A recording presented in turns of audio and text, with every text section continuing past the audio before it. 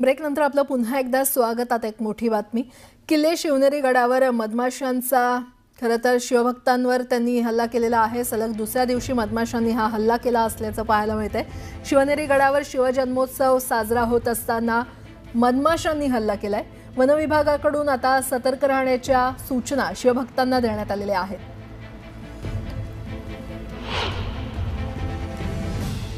ही काही दृश्य देखील आपण पाहतोय। शिवनेरी गडावरची ही दृश्य आहेत।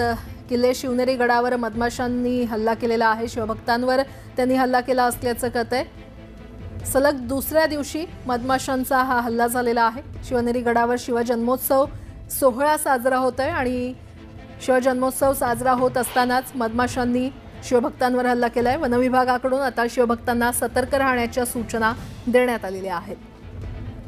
आणि या संदर्भात अधिक माहिती देत आहेत आमचे प्रतिनिधी सचिन तोडकर आपल्यासोबत जोडले गेलेले आहेत। सचिन, काय अपडेट?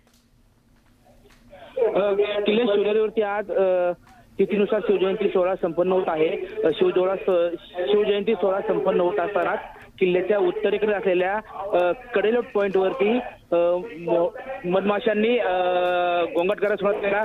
त्या भागातील पर्यटकांवरती मधमाशांनी हल्ला केला। त्यानंतर शिवजन्मस्थळ जे आहे तिथे मंत्री नितेश राणे यांच्या उपस्थितीत हा शिवजयंती सोहळा चालू असतानाच हा हल्ला झाला। त्यामुळे वन विभागाने खबरदारी घेत त्या भागातील सर्व पर्यटक जे आहेत त्यांना बाजूला काढलेला आहे। बरेच पर्यटकांना किल्ल्याहून खाली पाठवण्यात आला आहे आणि शिवजयंतीचा सोहळ्याचा जो कार्यक्रम होता, जो शिवजन्मस्थळावरती होणार होता, तो कार्यक्रम तिथून हलवून शिवकुंज इमारतीमध्ये हा कार्यक्रम आता थोडक्यात संपन्न होत आहे।